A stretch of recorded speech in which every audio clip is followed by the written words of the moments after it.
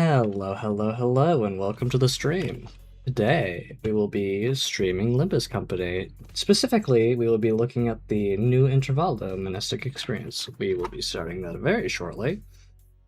But right now, I want to make sure everything is working properly. And it does appear to be, yes. Okay, so with that in mind, we can get right into it.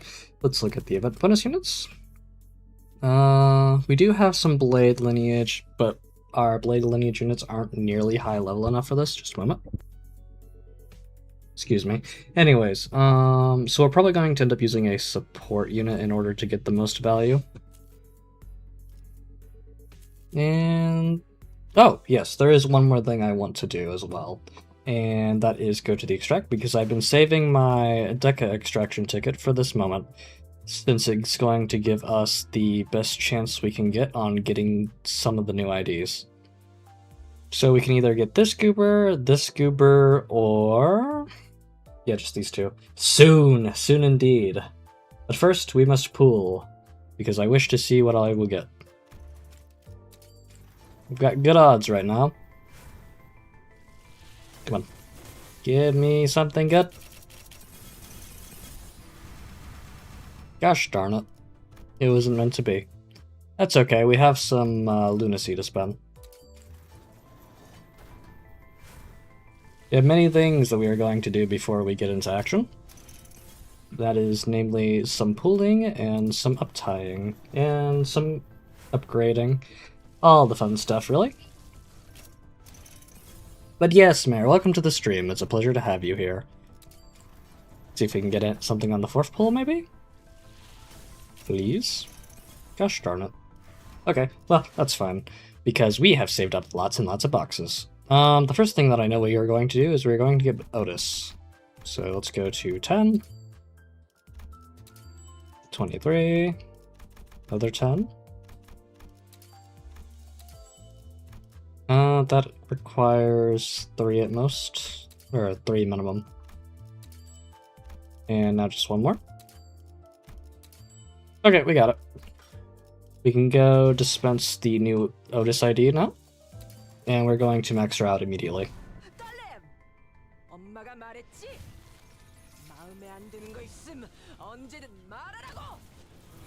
Nice, nice, nice. Alright, we got the nurse father Otis. Let's go here, replace her here. Uptie, get all the upties set.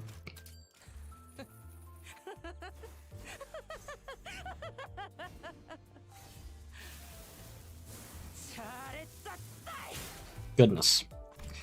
Anyways, we're going to skip this really quick to avoid the spoilers.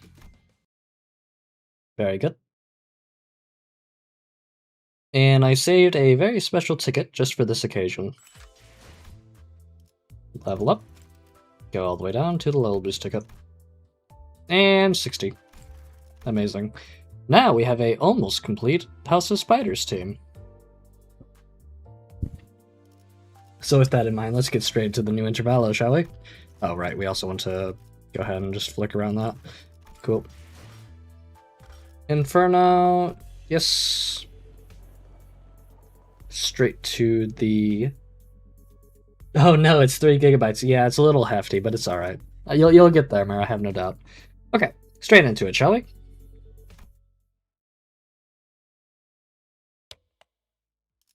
No, wait. For this one, we should go like... teh. No, Heathcliff's been in the vanguard for too long. I should pull him back and let him... on teh. Huh? Oh, sorry. Did you say something?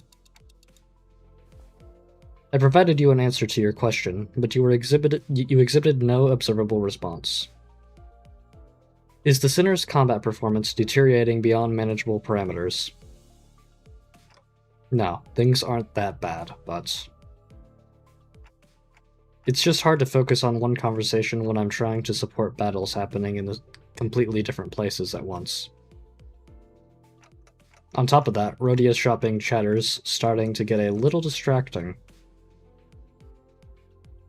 A few days after we entered N-Corp's district, The bus pulled over in the back streets of N-Corp to take care of a distortion case. This contract was supposed to be handled jointly with LCD team, but distortions suddenly started cropping up all over the area of the back streets called Butter Streets, without any coherent pattern. No obvious no obvious point of origin or route spread, nothing convenient like that, and I had no choice but to split the sinners into several groups and send them out. Hello, Ethan. Welcome to the stream. It's a pleasure to have you here.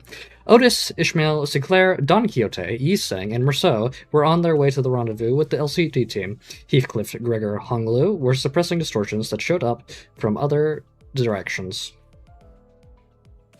And with our onboard stock scraped down to the bottom, Rodia and Ryoshu, who were done with their share of the suppression work, were put in charge of buying supplies for the bus. As for Faust, he decided to stay behind with me on the bus. I wanted to get through the consultation sessions I'd been putting off, and thought I might as well get myself some much-needed practice with handling the new golden bow power I'd acquired. Referring to Ira. To reiterate, there are no issues requiring special concern regarding Faust. It is true that Faust has, on several recent occasions, expressed dissatisfaction with a certain Faust. However, those Faust instances should be classified as a mere personal grievance. I don't think so. I mean, that's good if that's all there is to it, but I mean, our kind of thing is to deal with personal grievances. This was not the first time Faust had seemed unlike herself. There had been times before when she spent far longer alone than usual, lost in thought, moments when she could not produce immediate answers to questions from the other sinners or me. Could it be you can't access the Gesellschaft? May I ask your basis for that inference? Because you're acting a lot like you did back on the warp train. Very straight with it. It appears there remains occasions on which you are still capable of surprising Faust, Dante. Yeah. So I was right? You really are cut off from the Gesellschaft? We didn't need them anyway. We didn't need Reddit. That was not intended as confirmation of your conjecture. Maybe she's saying that while she can technically access the Gesellschaft, it may as well be that she can't. She got kicked from the Reddit, but we also don't need them anyway. I wish I could ask more and get to the bottom of it, but the way she was sidestepping the subject told me that prying won't get me any further insight. Right, I won't press you if you don't want to talk about it. Yeah, we do gotta wait for her, Kanto. Your reserve is appreciated. Shall we move on? Yes, your consultation is the next agenda. After cross-referencing the records pertaining to the recent events in the House of Spiders, it would appear that memories concerning the individuals designated as Sora and Ren currently remain only within you, Dante. As such, should the influence of Ryoshu and her sword lead to further omissions in the official records, the manager will be responsible for supplementing the necessary information. Yeah, not the first time I was the only one left with intact memories, huh? Pulled another announcer, that's crazy. Darn. That's right, despite K-Corp's memory wipe procedure, Catherine's erasure by Golden Bow's power, and Arya Shiki severing people from existence, I was the only one who remembered what had transpired. But ironically enough, the memories I had prior to swapping my head with this clock still showed no sign of returning. Why won't my old memories come back, though? Is it because of this clock head? Speculation based on your experience with the bus team thus far will not meaningfully contribute to the recovery of your former memories, Manager. Inductive reasoning, conducted from memories with gaps, after all, is bound to have structural limitations. Bongi would serve as an adequate analogy. Bongi? Yes, Bongi. Receiving feed and increasing in body mass alone would provide it no meaningful basis for identifying the purpose of its re-earring. Even at a terminal stage, when exposed to kitchen instruments in the heat of the stove, its limited experience would prove inadequate to constitute an understanding of its ultimate fate and purpose. Likewise, the ultimate answer to your doubts can only be obtained from the whole of the experience that you will have accumulated at the terminus of your entire journey, that is, your allotted mission. Woo! Because treasure awaits at the end of the road, at the end of hell. And that treasure will give me back my memories and my head. Also, indeed, at the end of the road, you will be able to engrave your aspect. No, the new one, which I think also spoiled me something. Oh, that's sad. I still have no idea what aspect means, or whether it's an object. Oop. It's that the me from before all this began had wanted it so badly, obsessively, desperately. Nice, you got Ishmael, very good. It's more like an instinctive knowledge, but my memory's gone. That feeling, however strong it does not change the fact that it's just another word with no discernible mental image. And you're not going to tell me what it actually is, are you? The aspect. What it means, or why I wanted it so much. If it remains a piece of information that must be disclosed to you, then no. I'm unable to tell you.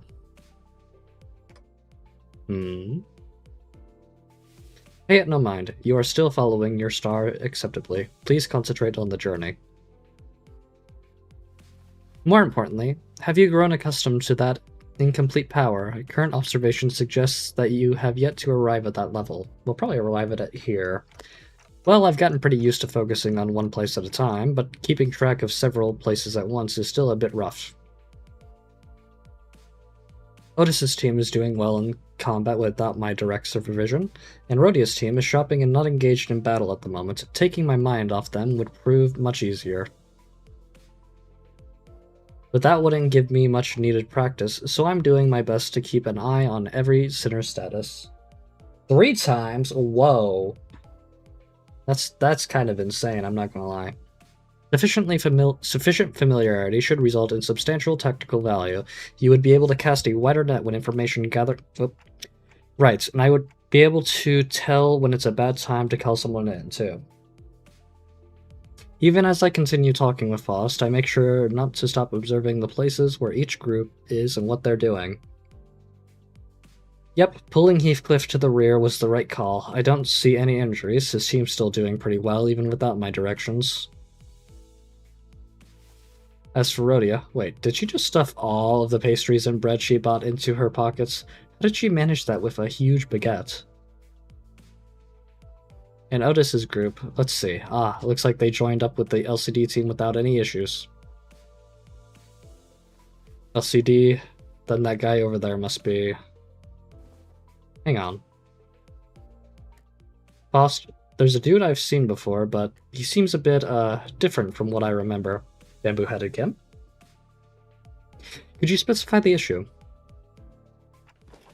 I'm monitoring the situation right now. We should probably join up with them too. Let's end the consultation here. This is rather precipitous, Dante? If the incident is of a serious nature, perhaps a request of support from the LCC... No, it's not an incident. Though I wouldn't say it's not serious. Bamboo-headed Kim? Bamboo-headed Kim? Please? I would love to see Bamboo-headed Kim again. Rendezvous.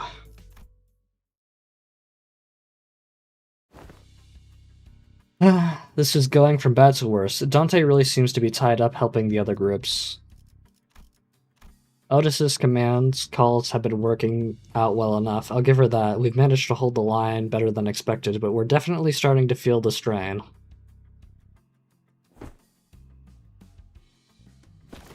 Why are you waving your hand all that? Arm and hand signals?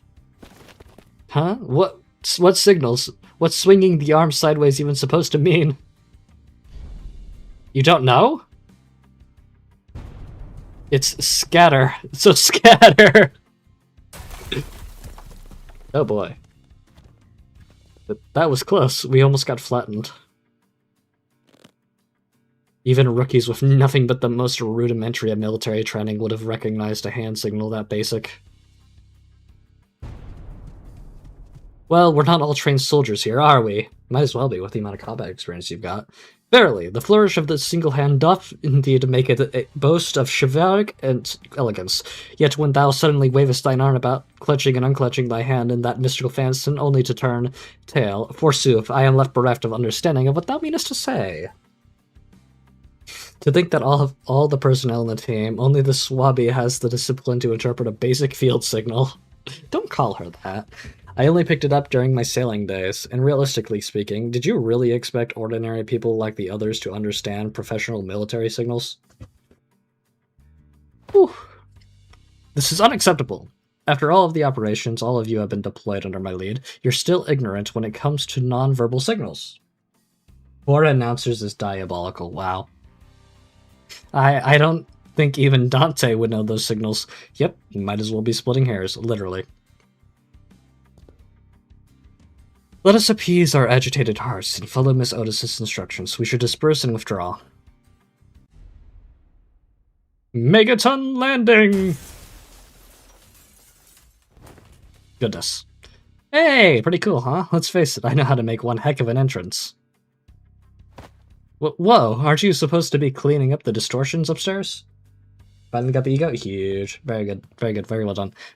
Oh, Finto a million years ago. Benito. You guys were taking forever, so I figured I'd take a peek and lend a hand. You're welcome. Lit by your thundering descent, the floor's form and shape now crushed beyond mending, sunken deep enough to be likened to the incipience of a wellspring.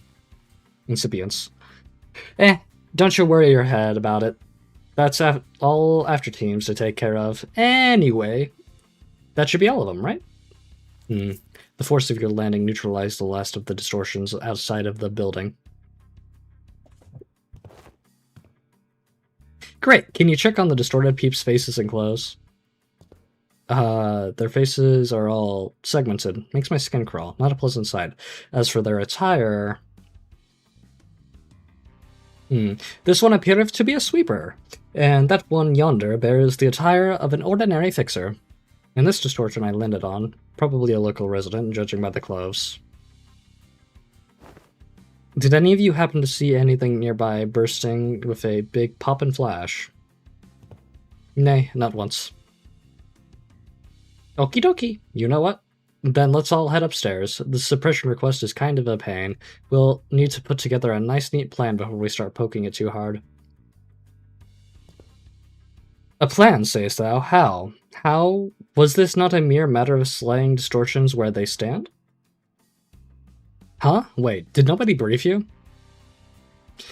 This has oft been the structure of our assignments. We are given instructions, we perform them, and only afterward do we begin to perceive the nature and contour of the task to which we have committed our hands. That is true. Really? Well, guess every department has its own way of doing things. No big deal. I'll explain everything once we're upstairs. Oh, by the way, you didn't get to meet the whole team last time, did you? Only our new girl. This time, that dude, I mean, Mr. Bamboo had a Kim's also here, so... He's okay now? Sure he is. You'll be surprised once you see just how okay he is now. I like the sound of that. The last time you said he was still under treatment. To be precise, I believe Miss Angdu said that his mind is yet to regain its former tranquility. That.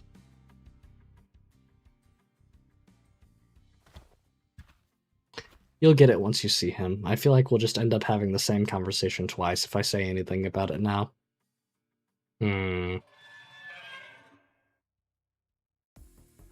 Ah, you have arrived. It's blinding. It's so bright. The midday sun is pouring in like crazy. Yet the warm tickle of the sunbeam is rather agreeable. No, this is not sunlight. Because unlike this, there is more to the sunshine than its warmth. Then what exactly is this light? Oh, did he gain ego? Why is this thing on again? It's enough to fry my eyeballs. Apologies, Lady Ezra. I am yet to be accustomed to this machine. This is my first time laying a hand upon the complicated workings of such a contraption. It activated on its own accord, and I've yet to discover the method by which it may be silenced. This is why I told you to leave it alone. Fiddling it with things you don't understand usually ends with something, or you, broken. Nothing good comes of it, I tell you. But Mentor, Lady Moses has instructed me that in every moment and event, clues are hidden under the veil of one's surroundings and must be examined with care. Yes, and that only works if you're savvy about the knack. Hang on, did you just say mentor? Ah, I had not yet been afforded a proper opportunity to introduce him to you. This here is the esteemed leader of the Blade lineage, who is all but a master under whom I have apprenticed. Do you really have to dress it up like that? I told you I only took on the role because there wasn't anyone else around to take the job. Switch, switch, where's the switch? Aha, gotcha! Ooh, okay, here we go.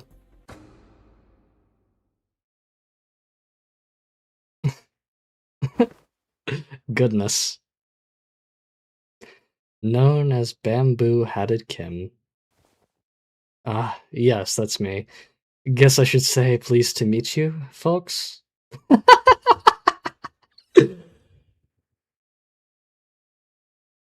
That's so peak. Oh, you can't leave me off like that. He looks so fun. Search for the inflection point. Okay, so... more often than not, first impressions are prone to change. The Bamboo-Hatted Kim, I remember, was a man who drowned in his own fathoms, blaming himself for his powerlessness with a listless, heavy voice.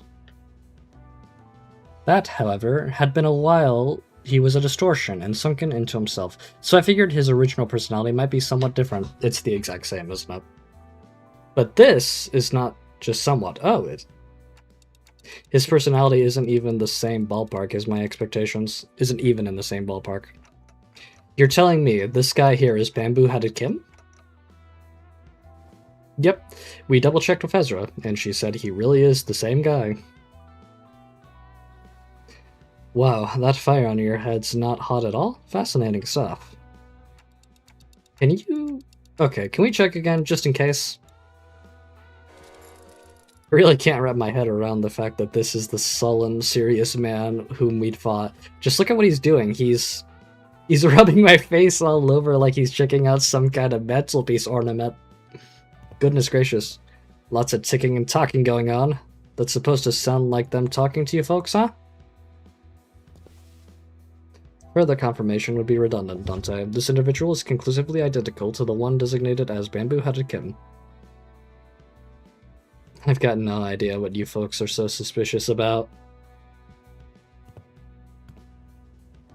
Dang, dude, just what exactly have you been telling people out there about me? They're all staring like they've seen a ghost.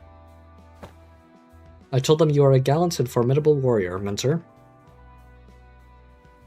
But they don't look like they've heard the most flattering things about me.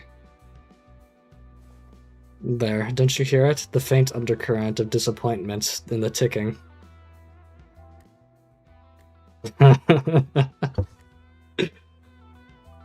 I also told them that you are a man of few words, but with much affection for the followers under your command.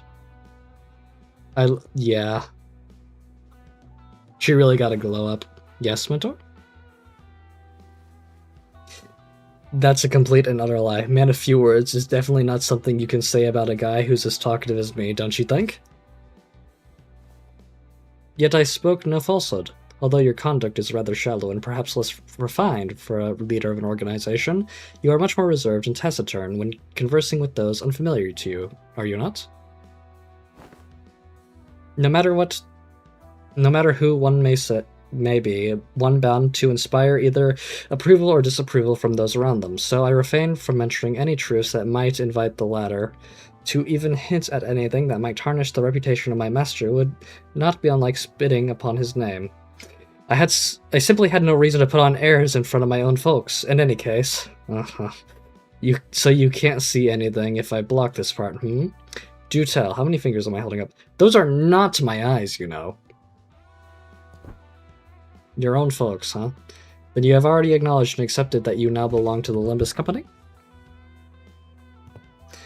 Why didst thou not pay a visit to the LCE? Verily, when one's mind is plagued with the absence of tranquility, venturing forth into the open air and touchable field of grass cleareth the storm of the heart. An asset of the company is expected to act in the company's interest, yet, for whatever reason, I didn't see you fighting on the field of battle during Operation Spiderpire. You will have no account for your absence in the mission. You'll have to account. Otis addressed Kim as though she were conducting a formal investigation, every word flat and hard. It was obvious she was not about to let her guard down anytime soon. What mission? Oh, that one.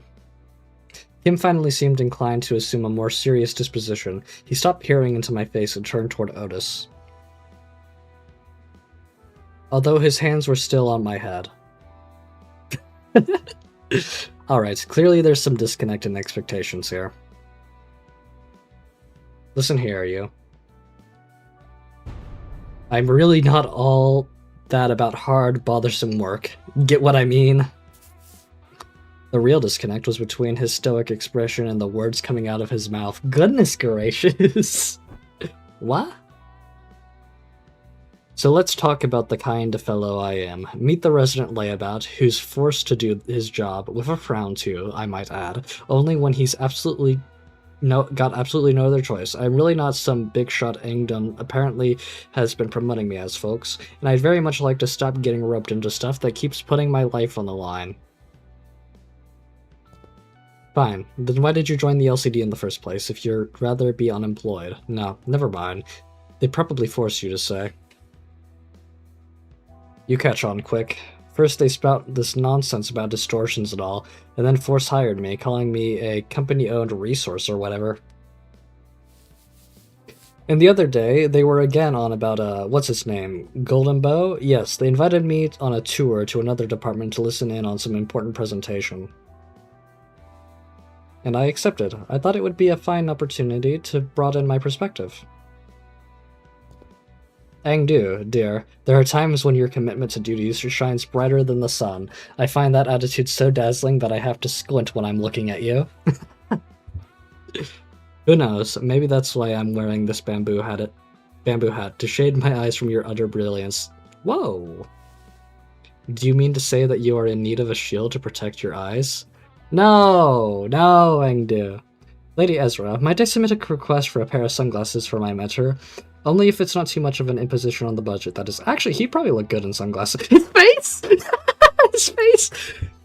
That right there. That's why I keep telling you not to do. You can't just say yes to every silly thing he says and then turn it into a supply request. Small expenses add up to a lot, you know. You gotta save up everything you can in the piggy bank while you still can, or you'll end up broke.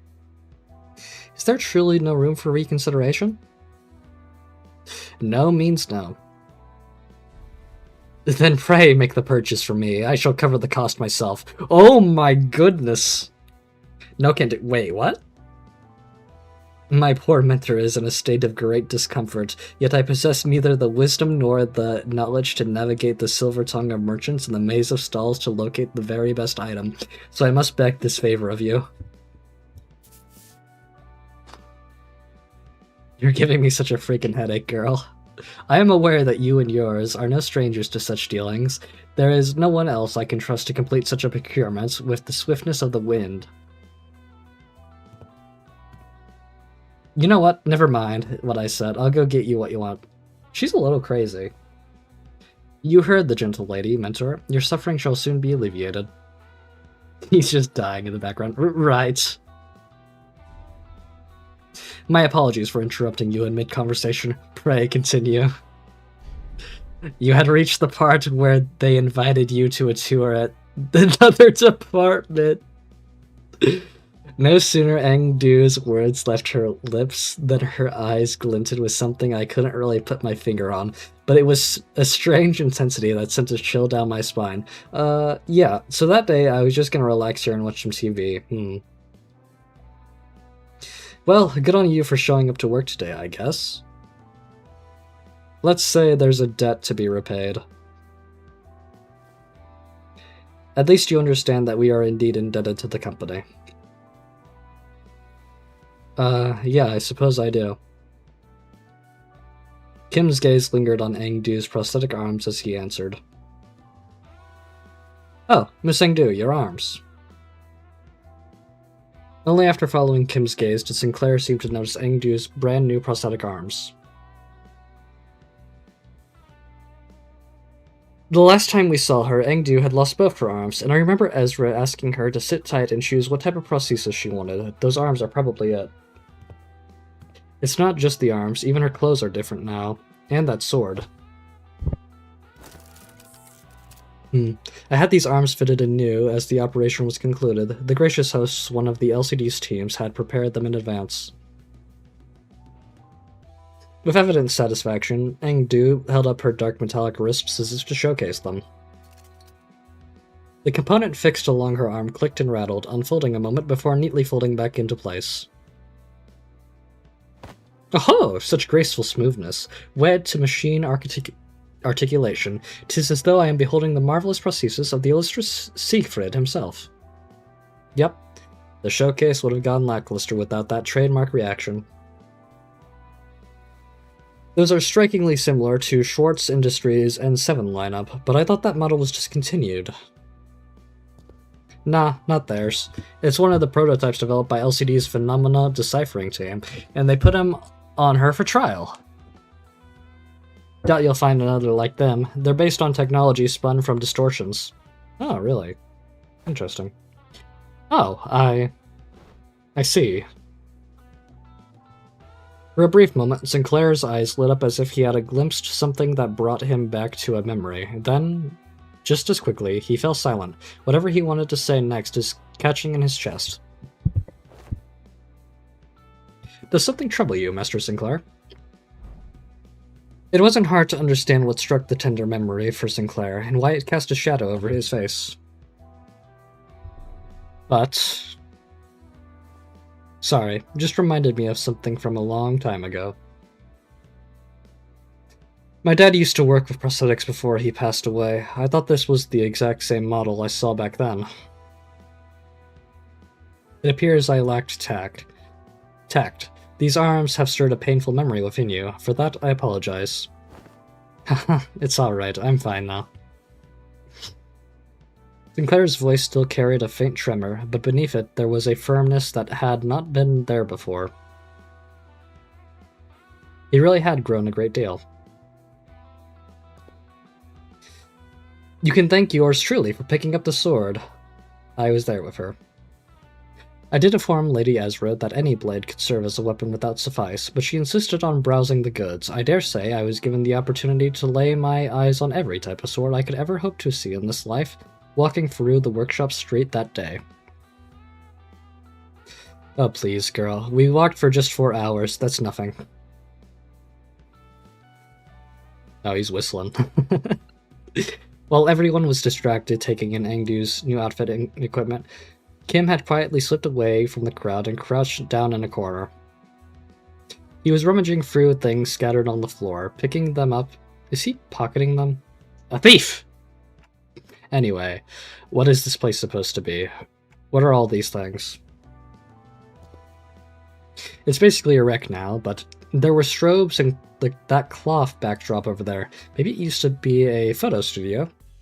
Oh, that could explain why there are so many photos stuck around the place. Probably? This thing definitely looks like a camera, at least. Sinclair picked up a small cylindrical object and turned it over in his hands, studying it with curiosity. What do you suppose this is? A battery, maybe? Ah, there's some kind of strip inside. Let me just pull it out. I'm concerned? No, that's... Oh, Merceau on the win. Otis shouted a sharp warning at Sinclair as if she had realized something. But Merceau's hand shot out before she could even finish, clasping over Sinclair's wrist before the strip could be pulled out. What did I do? Exposure to sunlight damages these objects. I already pulled a little bit out, though. It can be rewound. Carefully rotate the rigid section on the cylinder. I am currently blocking the sunlight from reaching the exposed section. Damage is of no concern. Oh, okay. You mean this one, right? This is the part that rotates? Yep, it went back in.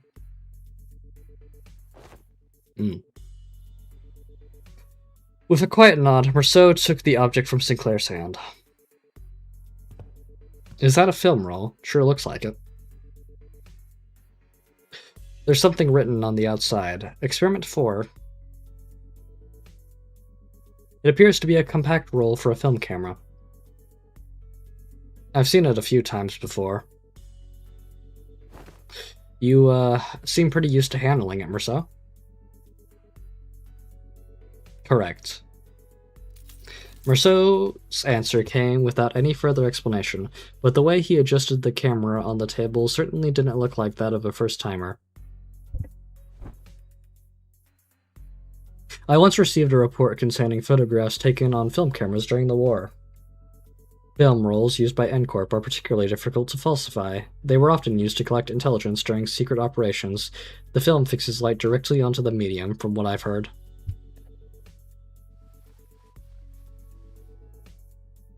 A peculiar expression flashed across Ezra's face as she regarded Otis.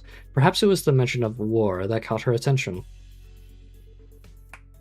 Anyway, we've managed to regroup in one piece. Let's come up with a plan to deal with these distortions, guys. Where should we begin? Then, in the next breath, she returned to her usual bubbly self and steered the conversation away from the subject. Both Ezra and I we are both still trying to be free of the misconception that we inflicted on ourselves.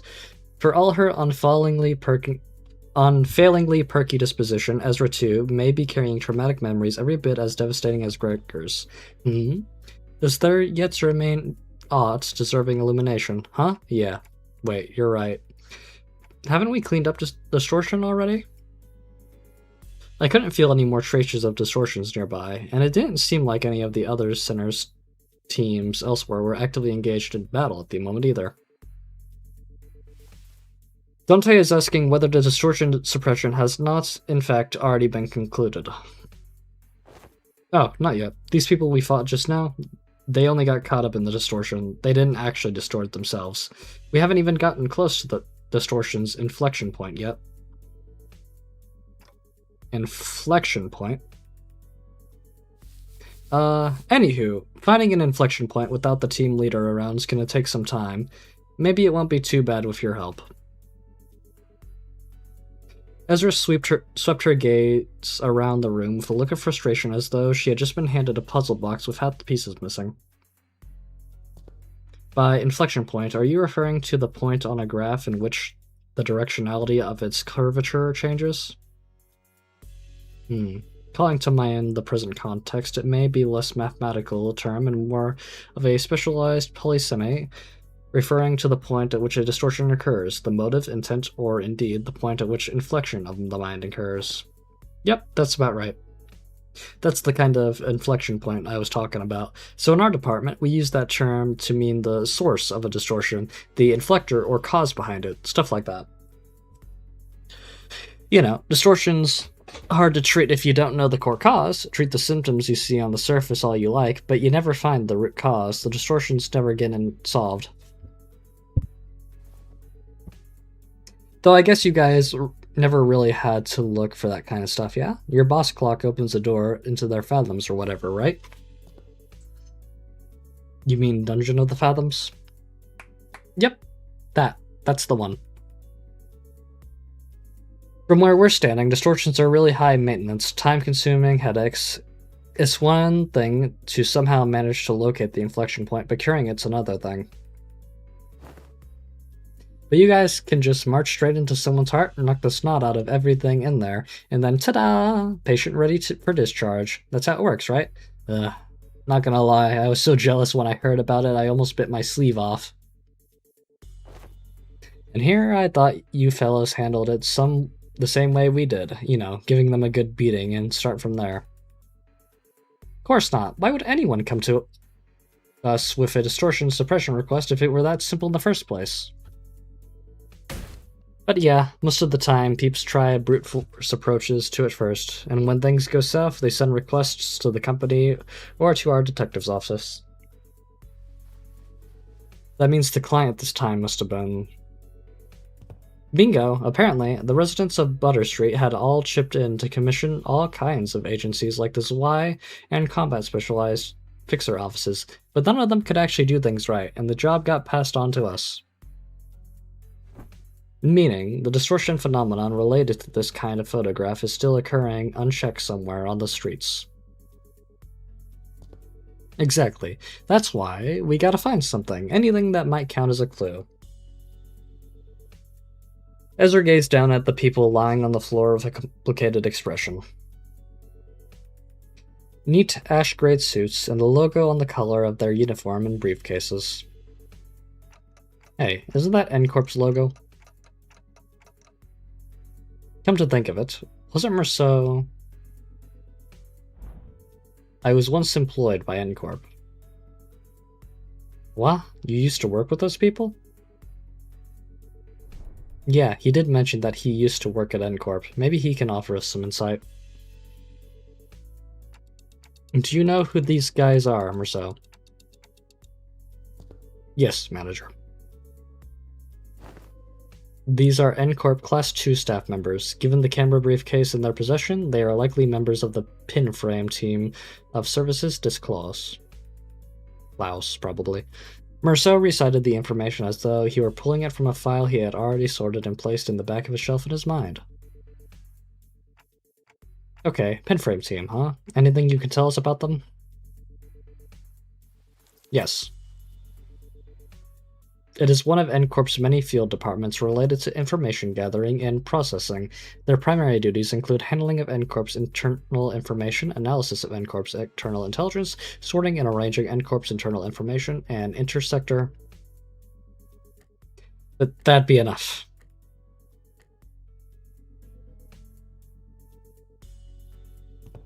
Whoa, is he a talking encyclopedia or something? Yeah, another thing to be jealous of.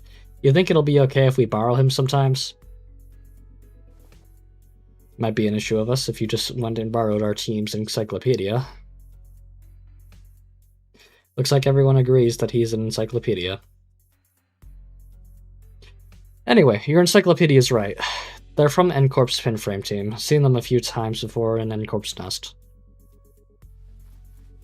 But why would people already busy enough dealing with nest affairs come all the way out to a shabby backstreet like this? Got any guesses?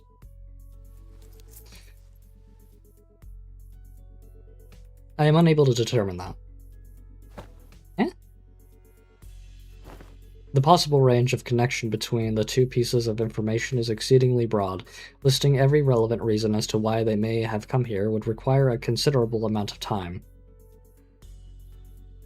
Therefore, I will not present a determinative answer to that question.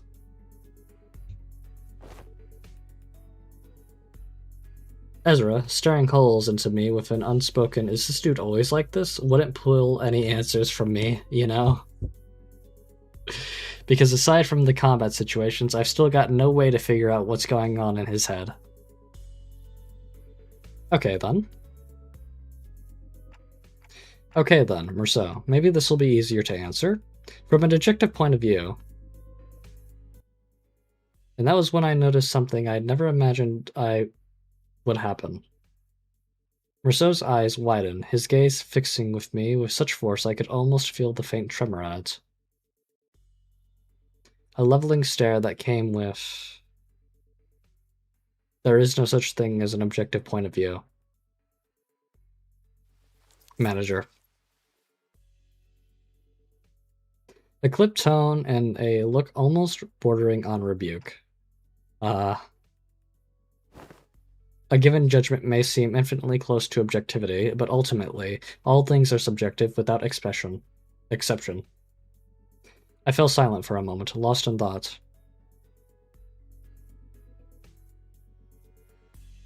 Part of it was because Merceau's reaction had caught me off guard, but I also wondered whether this response might be connected to why he would always refuse to make judgments for himself. And if this has something to do with his turn, which I know is just around the corner. Got it. Then tell me 3 subjective reasons you think are most likely for why these people had to come all the way into the back streets. I need to understand who he actually is as much as I can. Because I'll never know when I'll get another chance to really get to know him if I brush this off with a simple, "Oh, I see, my bad," as usual. Yes, manager. I would presume that their mission was one or all of the following: retrieval of a video recording or recordings in violation of N-Corp's taboo, prompt elimination of the violator, contract with an informant in the backstreets with collaborating with N-Corp's nest, or identification and arrest of a wanted individual or individuals designated by the nest. Taboo? You mean these people could be taboo hunters? Nah, no way. They don't send out taboo hunters for every single violation, you know? Like, wings usually leave minor taboo violations to be handled by subcontracted fixer offices, or employees under of the department in charge. I'd say these guys are in corp. Oh. Missing do. What are you looking for in their pockets? I am looking through their belongings for enlightening clues yet to be hidden in the sleeve or the fold of their garments. Lady Moses has been gifted with the art of discerning the true from what lies before her with but a single glance, yet my eyes are foreign to such a feat. Let me take a look at... Oh my gosh. Let me take a look too. This is an employee card, and okay, this one's a wallet, so let's put that back. We don't want to be robbers. Aha! This might be it. An order missive. Ezra pulled a sheet of paper out from an N-Corp staff's coat and read its contents aloud. Work details. Elimination of the individual of a Category 3 taboo violation. Address, Butter Street. This is the place. Which means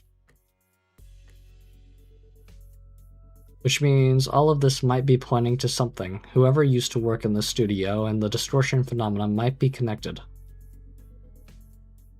Yeah, now that you mention it, when that whole pop and change thing happened, it did kind of feel like a camera flash. Alright, let's start by combing through this place. Let me know if you find anything suspicious. Oh, at long last, half the hour arrived for my debut as a detective, forsooth. Don Quixote must have been miffed for not getting to play detective back in T-Corp. No idea where she'd been keeping them, but she immediately pulled out the detective props that had been given to Rhodia, Ryoshu, and Hong Lu back then. Verily, I had foreseen that this day would come. Fortunately, Otis wasted no time putting an end to Don Quixote's badly timed shenanigan. A sharp dressing down from her was enough to make our dejected chivalric adventurers stuff the costume away. Okay then, we should get moving too. Woo! Lots of dialogue. My throat hurts. It's fine though. Okay, misconceptions. Looks like we have a combat encounter. Real quick, before we start, I am going to get my fan on.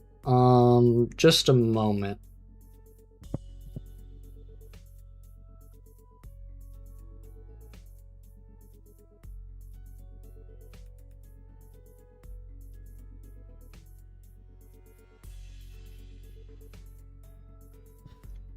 I should have leveled my blade lineage so much. Yeah, that would have been very wise. Drink some water. Much talking. Oh, I'm good right now. I'll definitely get water. Oh, I do have water. Huh, okay. Works for me. Still cold too, evidently, somehow in this hot room. Okay, we are going on to 9.5 to -18 misconceptions. We're going to enter. Oh boy. Okay, hold on. Who do we get to play? We get to play Marcel. Actually, this works for me. Give me Blade Lineage Mentor.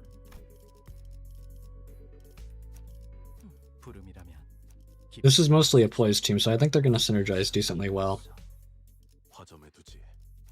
Do I have anyone here? I could bring you.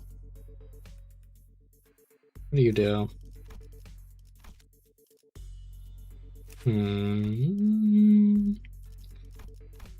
I don't know if we want sinking. No, we'll take you. Because you'll synergize with Otis. Works for me. Let's get some egos slapped onto here. We want Rosette Desire and Ardor Blossom Star. We're not really going to get benefit out of these. I should have egos on everyone else already by the look of it. Yes. Except you, because I don't have anything for you, but that's fine. Okay, here we go. Just manifested a drink in his room. Pretty much, yeah. I was very surprised. Oh, I accidentally canceled. There we go. Now we're ready to go. We spent a long while rifting through the photo studio with the LCD team, but no one found any decisive evidence. There sure are a lot of photos around, but almost all of them are just pictures of buildings. Nothing much to tell from that. Aside from the canister containing the film roll Sinclair picked up, there are no remaining items here that count as a proper clue, Executive Manager. I've confirmed that the rest are all empty plastic containers. Then it's probably best to check the contents of the film roll directly. Yes, Executive Manager. I will find a way to develop the film. Did you guys find any sort of photos, development room, or equipment nearby? Let's search a little more before we see what's in that film roll. Mentor, what do you make of this object? For the 8th time, Engdu, I have no idea. Goodness. If I had wits bright enough to understand all that lies before me with a single glance like that team leader, I would have passed the royal examinations long ago and secured myself a lucrative position as a court official. But Mentor, how did you already pass the royal... Once swung, a sword does not retrace its arc, Engdu. So it is with life. There is no undoing what has already been cut. Thus, it is unnecessary to dwell on what can no longer be undone, for there is no after for what has been slashed away. Not for you, Mentor. Ought you not dwell on what can no longer be undone? I misspoke. I did not mean it that way, Engdu. I merely meant to say that I do not wish to recall my past. I am aware, you have told me as much since long ago, whenever you were placed in a position to retrace the past. Mostly at the eateries where you filled your belly on unpaid tabs, and each time you brought down the stone wall before our house by your own erring hand. Those are exactly the kinds of things you should never forget. Ow! My belly, I feel a stabbing pain in my belly. The spot. Oh, the very wound you once gave me afflicts me yet. The one from when you thought you were only poking me with a scabbard, yet by some cruel turn it was your sword that ran me through. Mentor, you said it was completely healed and that I need not concern myself with it. Those very same words have been repeated at least 80 times. But it still aches every now and then, chiefly when I hear your sharp, cutting words that I really don't want to hear. Ah, is that so? Engdu suddenly pulled out a sheet of paper and began furiously writing something down. What's this? I have written down the words that I have just said. My goodness. If hearing my sharp cutting words afflicts you so, perhaps reading them instead would cause no suffering.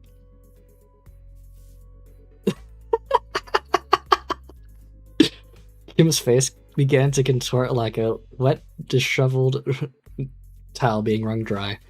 I really can't believe this is the same mentor Engdu follows so devotedly. Where's all that dignity and forbearance Engdu said he had? Young Engdu, there is a matter I would ask thee. Apparently I wasn't the only one who felt that way about him. Pray, speak freely. This may perhaps be a discourteous inquiry, but, I too, when speaking to the others of whom I serve, often ornament my words with a laudation of an acceptable degree, and yet, I understand your concern, Lady Don Quixote. I suppose this is your first time seeing Mentor with his shoulders so unbraced and his bearing so loose. In truth, when I first beheld him, I also wondered what such a man could truly be a leader worth placing my faith in. Whether. However, upon my honor, I assure you that I have never once uttered a falsehood when I spoke of him to you. My respect toward the blades of my own and foes alike, my determination to safeguard what must be protected, even should my arms be torn apart, all of these are, undoubtedly, the teachings of my mentor has imparted onto me. I do think he would lock in very hard during combat. Truly. Why, if fortune should grant you the opportunity, you may witness Mentor's true self yourself someday. In combat. I'm assuming this is what she's referring to. That is to say, if we let ourselves be carried by the currents of river to arrive at such a chance. Engdu gave her prosthetic arm a casual sweep, smiling sincerely as though she truly believed every word she said. Then, leaning closer to Don Quixote, she whispered, "Besides, unless I speak with this feigned, stern ignorance, there will be no end to his digging in his heels. I would ask for your trust, for all is aimed at his benefit." Forsooth, thou too hast been burdened with the trials of serving your superior. But that's what it was. I get it now. Nope. Just as I had witnessed the budding of this peculiar bond of commiseration and camaraderie between our chivalric friends, the door leading outside was flung open with a loud slam. We have arrived at the target location. It appears that the advance party has already been defeated.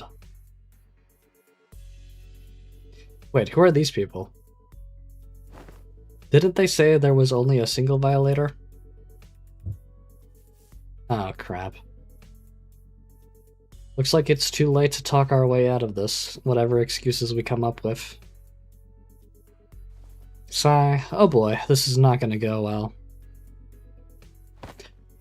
The same thing happened last time. When I saw the N-Corp employees, I thought we had the wrong intel, and all of a sudden... Oh. A sudden flash blinded my vision lights, as though I had stared straight into a burst of searing light, so intense and bright that it made my head swim. Yeah, there was the same pop and... With my vision blinded, the only thing I could make out was Ezra's soft murmur, until even that came to a stop as her breathing hushed. Oh, are we in the Fathoms? It didn't take long for me to realize what was happening. Seeing it again doesn't exactly warm the heart, wouldn't you say, Angdo? Though S-Corp may indeed be passing through hard times, this alley was not quite so wretched in form, was it, Mentor? Is that right? Looks much the same to me. His way of speaking changed. Did we just get teleported to S-Corp? No, Dante, though it generates a considerable sense of verisimilitude. Can't believe the flesh sent you to the back rooms. Yeah, I think I know what this is. This is a presence. I haven't been able to detect it until just now, but somehow it was now surrounding us, saturating every corner of that space where we stood.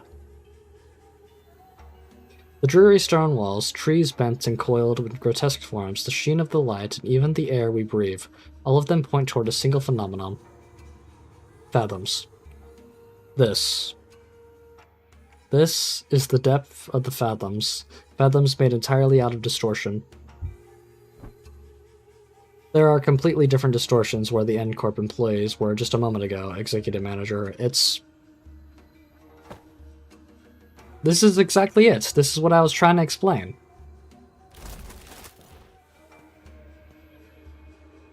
Where Ezra pointed, the people in smart, neat suits had vanished, and in their place, figures clad in blood-stained dopo robes were approaching us with dragging, uneasy steps. Right, let's fight first and talk later. Ready, Yangdu? My blade is poised to strike, Lady Ezra. They are mildly awful. And wait, where's the bamboo-hatted dude? I'm afraid he has already taken his leave. He said he had no desire to cross blade with the Shunokuns of S-Corp twice. Come on, man, not again. He's a repeat offender, that's for certain. Executive Manager. Wherever Kim's gone off to, This definitely isn't the first time to be asking. This definitely isn't the time to be asking trivial questions. Right. Let's do what Ezra says and get ready for battle. On your orders, Executive Manager. Men, prepare for battle. Okay, let's get into it, shall we?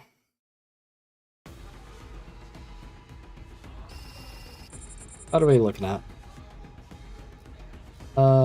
Incapacitates. Are there variants? Bind. So we're dealing with bind and incapacitate. You do constricting aura binds, which is a poise bleed. Hamstringing, 1+ space power. Okay, you're just a pretty standard unit for poise by the look of it. So basically, we just want to kill you really fast. Which I am happy to oblige.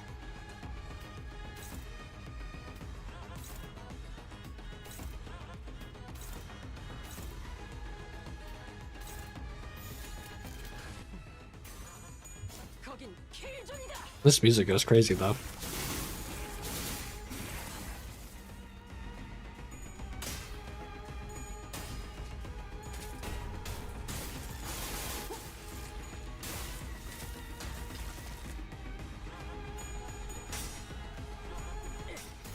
Oh, you know what? I should have switched to Index Fast. It's fine.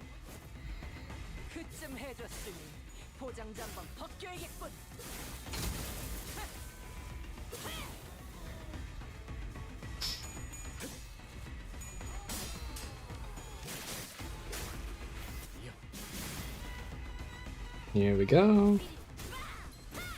Good stagger. And we get Engdu moving as well. Woo! Very good. Oh, you know, I should totally read special stuff they have.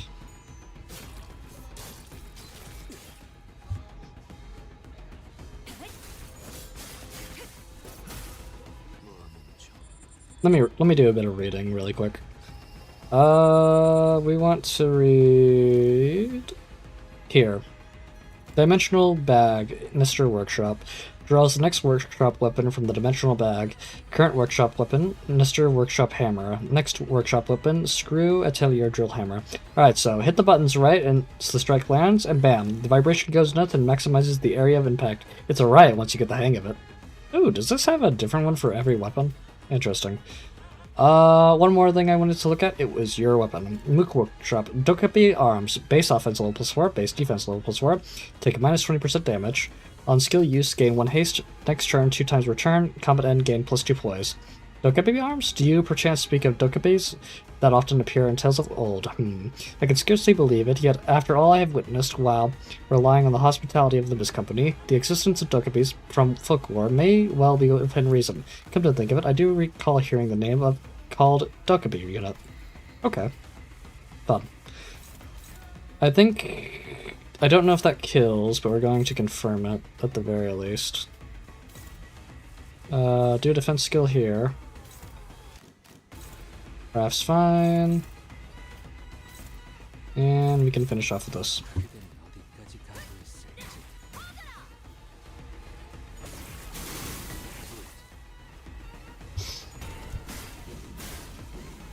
Oh, it didn't kill. Oh, we won the clash. Crazy. It's fine.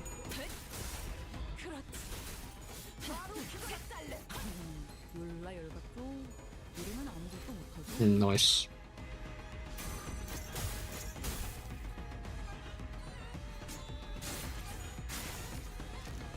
Get some grudge to work with, and you're getting a proper kicking now. There, let's go here for you, you. I do see the chance for a res. Focus damage here and focus damage here. Nice.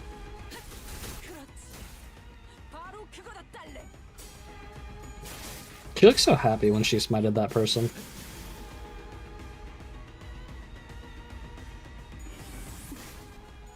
Bam.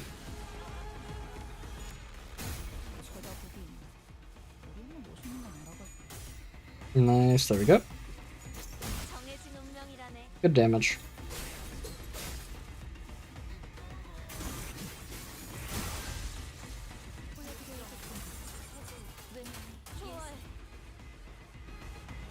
Alright, next wave-ish. We have defeated 4, we need to defeat 6 more. And you're going to be a bit of a priority target. Sure, sure, sure.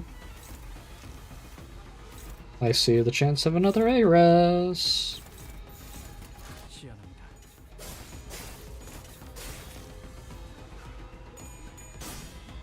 Absolute Resonance is very useful.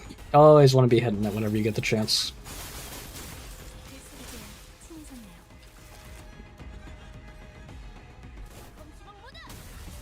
I'll flip that, but it's fine. Happens to the best of us. Very nice. Solid acupuncture.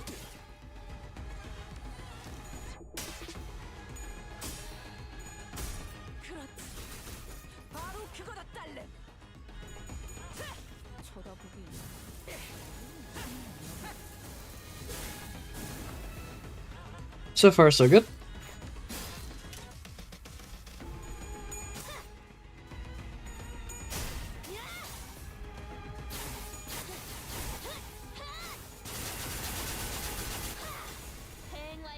I believe that's a stagger as well. This should be kill, actually.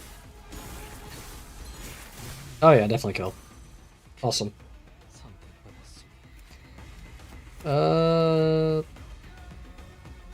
You're at 4. Let's have you target here.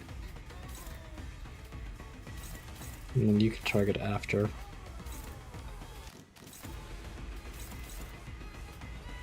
Yeah, it looks good. Ooh. Very good working, dude.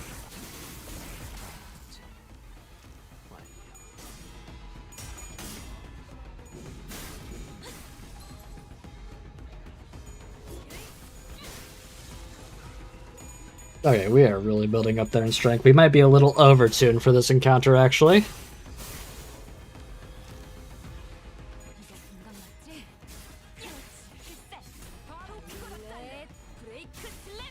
Good stagger. How many enemies do we have left? Just the one? Well, it's a bit unfortunate for him, but alright. 108. And finish it off. Very good. Woo! Pretty easy encounter, all things considered, but I wasn't expecting it to be particularly rough. That should be all of them. Surveying the area with measured alert, Engdu cast the blood from her sword with a few sharp flicks before sliding it back to its sheath. Remember, these enemies are meant to fight blades for lineage. That's true, yeah. Ah, they're not changing back. It doesn't look like they're beaten up the distorted ones, reverts them immediately this time around. Perhaps it's a fortunate turn of events, in a way. Let us search for clues while time allows us. Right. You should take that side, Engdu. I'll search here. Ezra and Engdu moved about as though they were used to this kind of situation. Without even taking a moment to catch their breath after the battle, they began searching the space. Prithee! Don Quixote was the first one to voice her doubt in the surreal, unfamiliar situation we found ourselves in. We battled distortions upon our arrival hither, yet never before have I beheld our surroundings change with so sudden a flash. Prithee, I cannot make sense of this situation. Couldst thou render a detailed account of this distortion phenomenon? Ah, apologies. It would appear I overlooked that briefing due to the urgency of this predicament. This is according to the definition presented by Lady Moses, a location-type distortion. It's basically when a whole space distorts, and since places and buildings can't move on their own, the distortion gets fixed in a certain space. As for this one, looks like the distortion's already progressed pretty far along. Middle stage, probably? They don't usually get this big, but this one here is covering almost an entire street. than those people. They entered this space and got caught up in it, and our job right now is to get to the bottom of the phenomenon. What exactly gets people caught up, and what happens to them once they're in? Of course, we can't really rule out the possibility of a powerful distortion that's encroaching upon its environment. Oh, by that I meant when a distortion bleeds into the space around it and warps it. Oh, man, I'm actually talking like our team leader. Rubbed off on me, I guess. Ezra continued with a sheepish giggle. In any case, we won't be able to suppress or cure the distortion even if we whoop these guys 100 times. We need more clues to help us locate the inflection point. Maybe we should examine these people over here, too. With a call, Ezra directed our attention to rows of collapsed people all around, all of them clad in dopo robes. And these are... The glyph emblazoned upon their headbands, Chu, bespeaks propulsion and pursuit. It marks them as Chunknokans, functionaries charged with scouring and hunting. You hail from the homeland as we do. I am unsurprised that you know of them. I could hardly fail to know, for I, too, was once enumerated among their quarry. Scientists and technicians were daily being dispossessed of their stations in S-Corp, after all. So it was no idle tale. Scientists who ply their craft without flattening S-Corp's coffers were seized forthwith and made nobis of the corporation. Indeed, I count myself fortunate to have absconded with my friends before the brand of Nobi could be impressed upon us. Otherwise, Nobi, the wretched appellation conferred upon the people for the convenience of those in power, a vile practice and excuse of their power-mongering, nothing more. The so-called taboo hunters of S-Corp operate by much the same anatomy. Does the breaching of taboos summon the hunter, or does the hunter first seize his prey, to thereafter frame the captured with invented transgression? If the powerful so desire to chase a man down, to take possession of his very being and keep him caged, then they need only decree that he should bear the lot of a Nobi, such as what S-Corp has become today. My mentor, too, is one of the victims of that accursed practice. Then could these people have been sent out to capture your mentor Yisheng? Or me, perhaps, or none of us. You mean to state that they may be conceptual forms of Chunokans generated by distortion? That is a plausible conjecture. We are getting nowhere with this clue hunting. With a heavy sigh, Otis pressed her fingers against her brow as if her head were starting to pound in frustration. Hello, very, very fast. I'm afraid I am unsure as to what you're saying, but it's a pleasure to have you here. Oh, I missed that. Considering the course of events we have seen so far, would it not stand to reason that the distortion stains all nearby things with memories most foul? The presence of Chunokans suggests a possible correspondence to Yi Sing's memories. Conversely, however, the absence of T-Corp's time collectors, in which case the most plausible theory is that this particular distortion could have stemmed from Bamboo-Hatted Kim or Engdu's memories. Engdu furrowed her brow and fell into thought, as though she couldn't grasp the full picture of the problem. Again, I apologize, but I'm not capable of reading what you're saying. I've seen a few distortions that show trauma, but this one, I'm getting that pop of inspiration. Can't even guess what this distortion wants either. Oh, there we go. I guess we're going back to the real world, and/or another place. The white flash of light suddenly drowned my vision again as Ezra clutched her head and cried out with annoyance. If only the team leader was here, cracking this would have been a piece of cake. And we're back. So this is why you kept asking whether we'd seen anything bursting with a pop. The N-Corp employees must have it rough too, getting dragged into the distortion like this. I mean, what else were we supposed to do? It was self-defense. They were about to attack us. I suppose finding the root cause and taking care of it would be the fastest way forward. First translation to DMs. Oh, okay, hold on. I will take a look at that. Let me pause. Oh, I accidentally sped up. Goodness. Let me see if I can read this.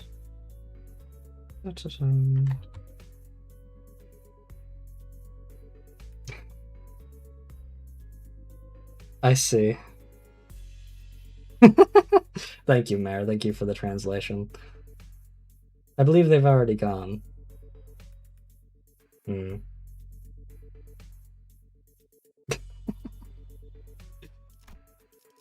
Thank you again, Mayor. Okay, let's see. I missed some dialogue. There should be a way. Ah, here we go.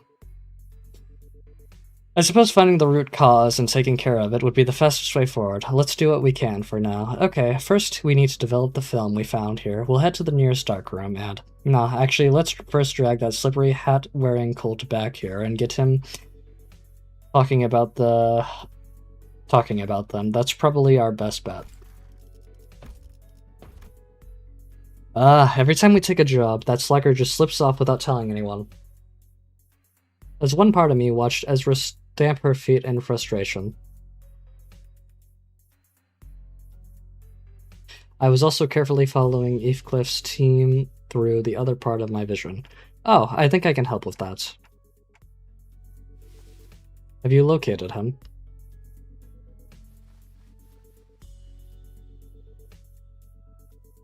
Yep, I found where Bamboo-Hatted Kim is right now. Whew, okay.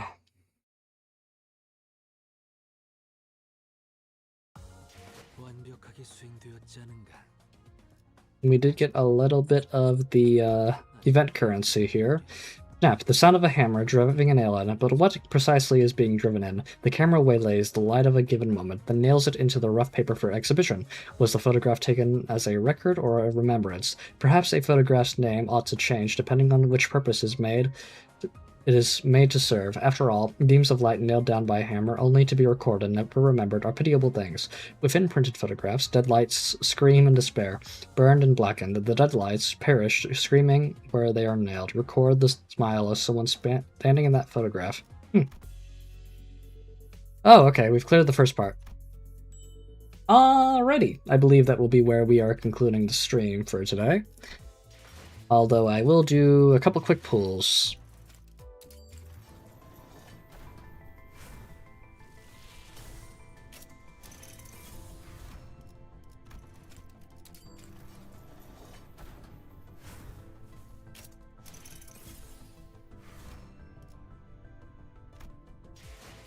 Okay, we did not get anything out of that, but that's a-okay. We got plenty more lunacy to get from this event.